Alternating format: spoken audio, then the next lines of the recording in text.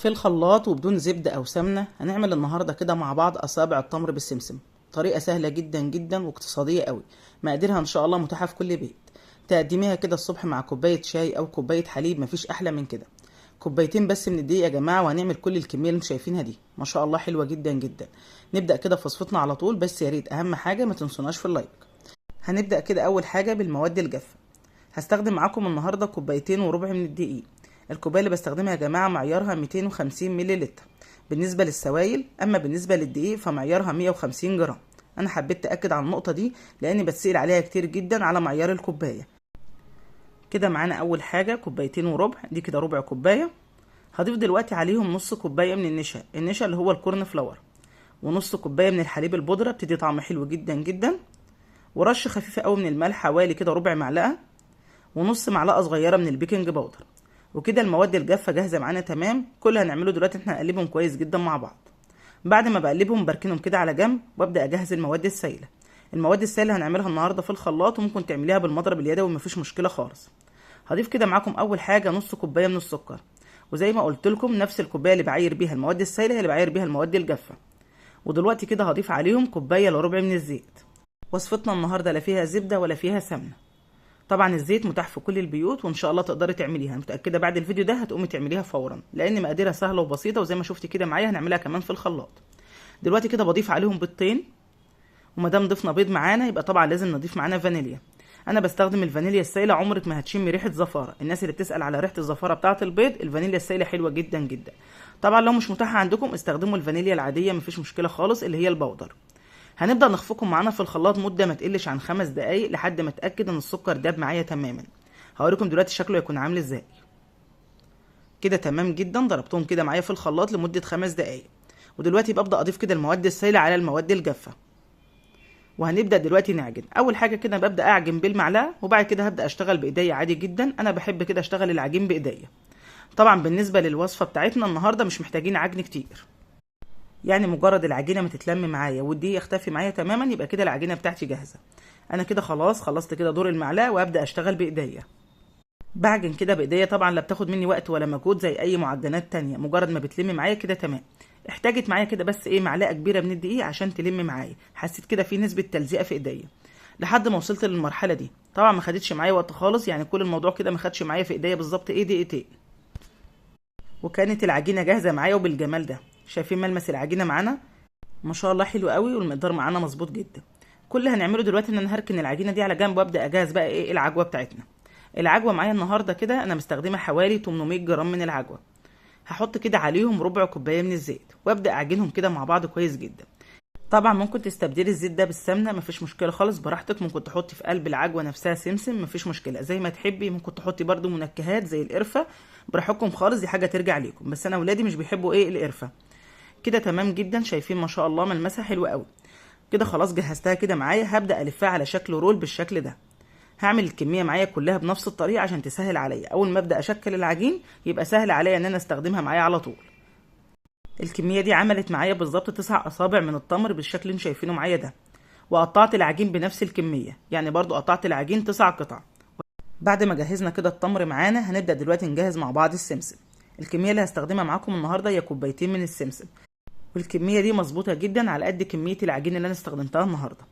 هضيف دلوقتي عليهم كده معلقتين كبار من الميه. لازم نغلف السمسم ده بالميه وبعسل النحل. طيب لو انا مش متاح عندي عسل نحل، ممكن استخدم اي شربات تقيل متاح عندي، مفيش مشكله خالص. دول كده معايا معلقتين كبار من عسل النحل، هو كان في التلاجة عندي فتحسوا ان هو تقيل شويه. هبدا بقى دلوقتي اغلف السمسم بالعسل، وطبعا بالميه. لازم نغلفه كويس جدا عشان لما نحط فيه العجين يمسك عليه السمسم، بس مش اكتر من كده. ده الهدف من الميه والعسل. كده تمام جدا، جهزنا كل حاجه. هنبدا بقى نشتغل نفرد العجينه معانا.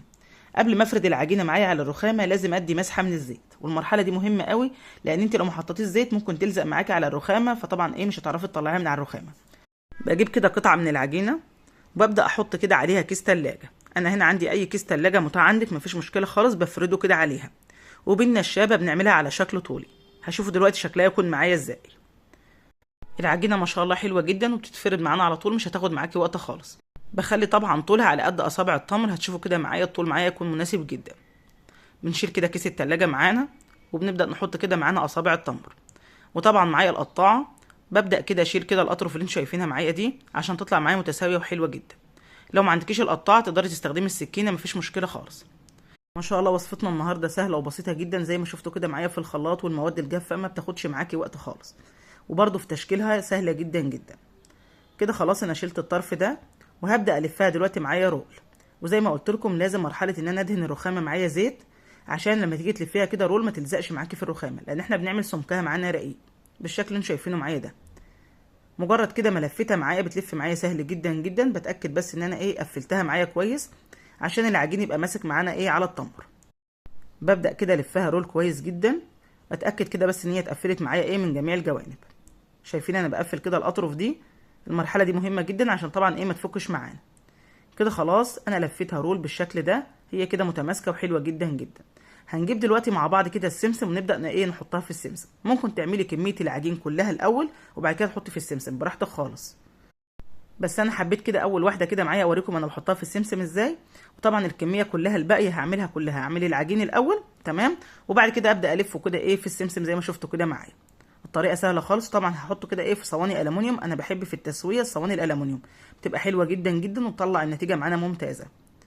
انا بعمل معاكم كده برضو واحده تانية اهي، مفيش بقى اسهل ولا ابسط من كده. كده تمام جدا. طبعا هكمل العجين كله بنفس الطريقه بس مش عايزه اطول عليكم، وهنشوف دلوقتي نقطعه مع بعض ازاي، وازاي كله يطلع مقاس واحد باذن الله.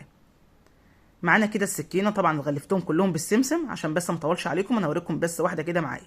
وببدا اقطعهم كلهم كده بالسكينه زي ما انتم شايفين كده مع بعض. لما بتقطعيهم كده مع بعض هم في الصينيه بيطلعوا كلهم مقاسهم واحد ما شاء الله، حلوين قوي قوي. انا باكد كده على التقطيع كده تمام، وهبدا بس هظبطهم في الصينيه معايا مش اكتر من كده. اما بالنسبه للتسويه فلازم تدخلي اي معجنات يكون الفرن مسخناه الاول. ليه بيكون مسخنينه الاول؟ لان يا جماعه لو دخلتيه على فرن بارد العجينه بتنشف معاكي وبتاخد وقت على ما الفرن يسخن. فانا بسخن الفرن الاول وبحطها طبعا في الرف الوسطاني على درجه حراره 180. اول ما الاقيها خدت معايا لون من تحت بفتح عليها الشوايه دقيقتين، وبتكون ما شاء الله جاهزه وتمام جدا. وده كده بيكون شكلها معانا. طبعا ده شكلها بعد ما بردت معايا بقت بالجمال والحلاوه اللي انتم شايفينها دي. شايفين الكميه ما شاء الله عملت معايا صاجين زي ما انتم شايفين كده. ما شاء الله التسويه بتاعتها ممتازه، واخده معايا لون ذهبي حلو قوي، والطعم حلو جدا جدا فوق ما تتخيلوا. زي ما شفتوا كده معايا التكلفه بسيطه وعملناها في الخلاط، مفيش بقى ابسط ولا اسهل من كده. ان شاء الله متاكده ان انتوا لما تجربوها تعجبكم جدا. اتمنى فعلا بعد ما تخلصوا الفيديو ده تقوموا تجربوها زي ما شفتوا كده معانا في الخلاط، وما بتاخدش عجن. الناس اللي ما بتعرفش تعجن الموضوع مش محتاج عجن ومجهود، ده بايديكي كده مجرد ما بتلمي معاكي العجينه بتكون جاهزه معاكي وحلوه قوي قوي. بكده وصفتنا النهارده تكون خلصت. اتمنى فعلا تكون عجبتكم. يا ريت طبعا لو عجبكم لايك وشير لمطبخ دعاء سليم عشان القناه تكبر بيكم وليكم. واشوفكم على خير ان شاء الله في وصفه جديده، ومع الف سلامه حبايبي.